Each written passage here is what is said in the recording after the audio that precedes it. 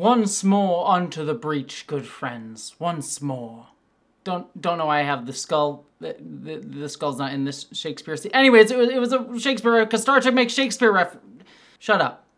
Hey there, interwebs. I hope you're all doing well.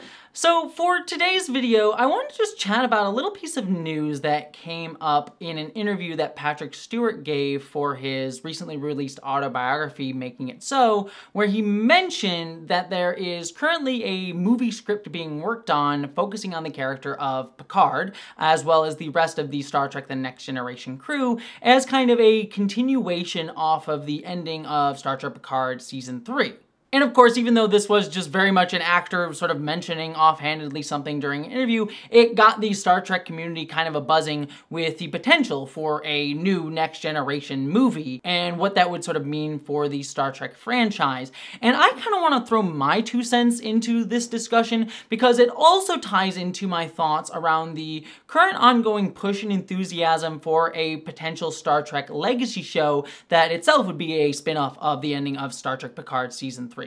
For those of you who don't know, Picard Season 3 showrunner Terry Matalas sort of floated this idea to Trekkies that he wanted to do a show titled Legacy that would follow the adventures of, and spoilers for the end of Picard Season 3 here, the USS Enterprise G and Captain 7 of 9 that would kind of explore the era and storylines of Star Trek that were sort of left off from the 90s era of Star Trek with the shows Next Generation, Deep Space Nine, and Voyager.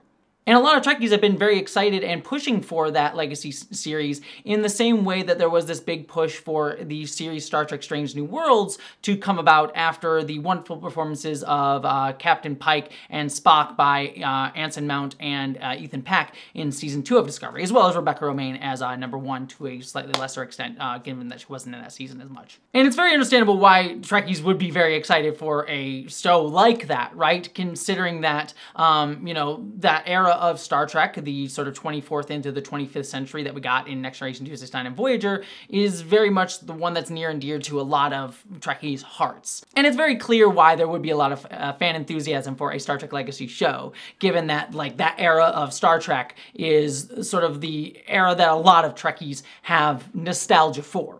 But for me, even as someone who does have a lot of nostalgia for that era, like I grew up in it and I adore all of those shows very much, even some of the black sheep ones like Enterprise that everyone sort of likes to sort of discard every once in a while. I am a lot more hesitant around another Next Generation movie, as Patrick Stewart kind of floated, as well as even more so Star Trek Legacy, at the very least in the forms that they have sort of been pitched to the Trekkie community as a whole. And I know that that's going to be a very, very contentious statement for a lot of you Trekkies out there, but I kind of wanted to explain why. I'll get to the Patrick Stewart potential Next Generation movie in a second, but to focus in on Legacy first, if we think about what Legacy would kind of have to be, given what Terry Matalas set up, is it would be a show set on a USS Enterprise featuring characters from past Star Treks going out and doing like episodic television episodes for the most part. At least that's kind of the vibe that we get. Maybe it would be like more serialized or something like that,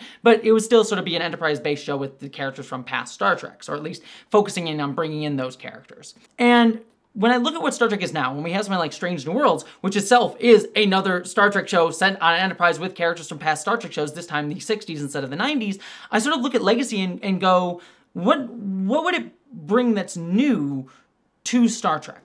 And the answer that I think some would give would be like, well, it would be a different era. You're set 100 years later, and there's sort of this rich mythology of those shows of that era that we could go back and dig into in a way that, you know, the 60s era doesn't have as much of, though it still has a decent chunk of. And that sort of would be the distinguishing factor. And a lot of people would love to be like, go and explore, you know, Deep Space Nine again, or see what happened to Cisco, or, you know, visit Quark. I'm mentioning a lot of Deep Space Nine stuff, but you could do so with Voyager, like Tom Paris and B'Elanna. What are they doing? Like one-off episodes of Next Generation, we can go visit those planets, things like that. And I can see that argument. I myself would love to do a lot of stuff in that era, but the 2 things that sort of throw me from that is that, one, I look at Picard Season 3, and I know that that season is well loved by a lot of folks. For me, I felt it had a lot of really good ideas. There's very clear talent from Terry Matalas and the writing team of that season. Like, they had a lot of really cool ideas.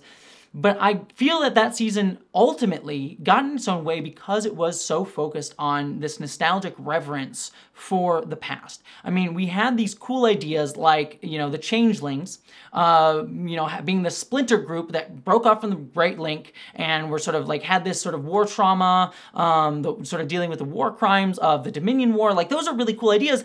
But then ultimately, all it came down to was these Changelings kind of just doing the same thing that the Changelings did in Deep Space Nine. And then even they were tossed aside to sort of do the Borg again and kind of do like, oh, let's bring the Borg back and do the same thing the Borg always did. And that kind of like ran throughout the season. Like, we brought Data back and we had the Next Generation crew on literally the USS Enterprise D. And you even have characters like Jack Crusher being a child of Beverly and Picard, who like was used fairly well as a sort of character and plot beat within Picard season 3. But as a character within Legacy, you would kind of feel like, oh, look, we have to have characters that are just like grandchildren or kids of the previous generation, and we can't really move away from them. Like, we would even have LaForge's daughter in there as well.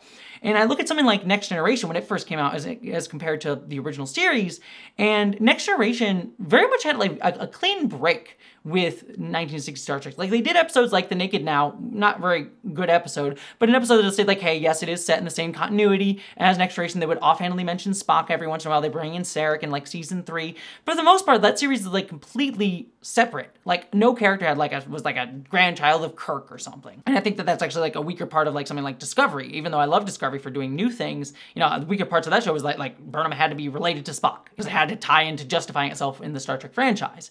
And so I look at Picard season 3, it just constantly getting in its own way of being able to tell something new with that era of Star Trek, because it kind of wants to play with the toys and do the same thing that we always did with those toys instead of breaking them or doing something new with them. Don't get me wrong, I dislike Star Trek Picard Season 1 and 2. I have a lot of problems with that storytelling, but I do at least appreciate the effort that especially Season 1 did to try to rearrange and do something new with that era of Star Trek. Like the fact that the Romulans are sort of this diaspored people, or there's this Borg reclamation project, and you have these whole things of like these ex-Borg. There was stuff being postulated as doing something new with this era of Star Trek that I was glad for and really like to see more of, but sadly then the wonky storytelling of that season, especially season 2, sort of got in the way. But I liked that it was trying to do something new with that. And the problem wasn't the concepts, it was the execution. And so a legacy show, also set on an Enterprise, also sort of saying the same type of storytelling that we have another show doing, and then potentially just going back and revisiting these storylines to just do the same things again, worries me deeply. And it makes me sit here being like, well, we can explore the era of Star Trek, but why do we have to do it on an Enterprise? Why can't we do something new? There's so many different ideas you could do with Star Trek, like like West Wing is Star Trek show set in there, dealing with the politics of it from that angle, or a civilian-based Star Trek show. It feels like a limited imagination to me to like kind of just do another Enterprise-based series. And I know people will argue that's Star Trek, and that's fair. I get it. You want Starfleet is Star Trek, and you need it centered as Starfleet. I can see that argument. For me, I think this universe is so rich that you could do something different with it. And even the title, Legacy, like the name, Legacy, sort of hints at this desire to just nostalgically go back to the past and not push the franchise forward. And I think that that is the death knell for so many franchises. What we're seeing with Star Wars, it just is ended up just wanting to play with its action figures. Like, we bring Obi-Wan back to play with him, or we bring Hayden Christensen back to sort of do stuff with him. The sequel trilogy just being these regurgitations of the original trilogy, and not really doing anything new with it. And it's why something like Star Wars Andor was such a breath of fresh air, because while it was set technically in a earlier era of Star Wars, not pushing it forward like in timeline-wise, was doing something radically new with the storytelling. And I don't see what an Enterprise-based show with characters from the past could do that. Maybe it could, but I think it's a lot more difficult than if you actually did something new. And I look at something like, you know, Star Trek Prodigy, which I adore. I think it's fantastic. And I think that is the kind of the way forward I think that Star Trek live action should take. You know, with Prodigy, you do have Janeway in there. Like, she is a character that is part of this story and really just a deep part of what that show is doing. But the show is more interested in telling the stories of these new characters that have completely nothing to do with any of these past iterations of Star Trek, and it's allowing us to follow them. And then these elements of the Star Trek universe sort of come in as they sort of naturally sort of fit within these kids' stories, rather than these kids' stories just being a way to just redo things that we've already seen in other Star Trek shows. And so, you know, if there is a legacy show, and even more especially if there's Terry Matalas in charge of it, and no shade at Terry Matalas, but he is someone who is from past eras of Star Trek. He literally worked on The Next Generation and Voyager. And he's shown that he does have this sort of nostalgic reverence for Star Trek past. You know, I honestly, for me, I would much rather see Terry Matalas do his own show again. Like, I think 12 Monkeys is fantastic, and I would love to see him do his own new thing. And then let someone new, especially someone with a different perspective, like, you know, bring a person of color, bring a queer person, bring a, you know, woman into a leadership role in Star Trek in a way that we haven't seen much of outside of Star Trek Discovery, and let that sort of guide the way and tells things that are separate from this nostalgia for 90s Star Trek. Maybe bring in elements like Deep Space Nine stuff, but don't have it be the center focus, and don't title it Legacy, because that just literally, for a franchise that's meant to boldly look forward, feels like it's just looking to the past. And going back to, all the way back to the beginning of this, with the potential for a next generation movie, I kind of have the same vibe with it, where it's like, what is there to say and do with a next generation movie that hasn't already been done, as well as be better than the ending that we got for these characters in Picard Season 3. Like, what do we gain by that? And I think it's just much more worthwhile to tell another show where maybe Picard shows up at some point, or Next Generation characters show up at some point, rather than just telling another Next Generation movie. And maybe I'm wrong. I always think that there's always a way for a concept to work. Maybe someone has a great pitch. Hell, I think I could come up with some myself. So I'm not saying it's categorically a bad idea, but I just think from a starting place, it feels like there are better ways we could spend our energy and time with Star Trek than doing these same sort of stories.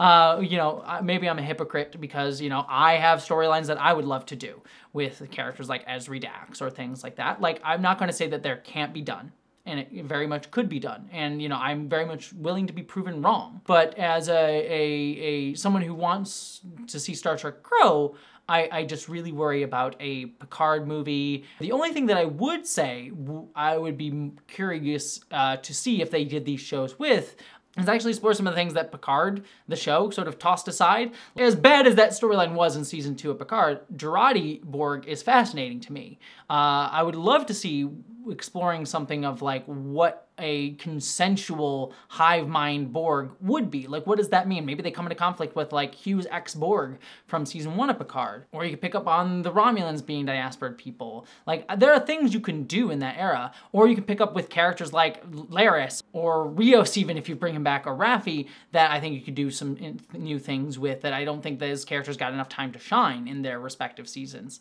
Elnor even kind of got tossed aside. And I think starting from a place of like, let's explore these underappreciated parts of Picard or explore new things in a remixed version of this era is a better starting place than let's focus on legacy. Let's focus on revisiting things that we already got like, what, 21 seasons and several movies about? But I'd love to hear your thoughts on Legacy, a potential Picard movie. Do you think I'm wrong? I think that there's no right answer here, but I'd love to hear your discussion down in the comments below. What do you think? And I hope you all, my friends, live long and prosper.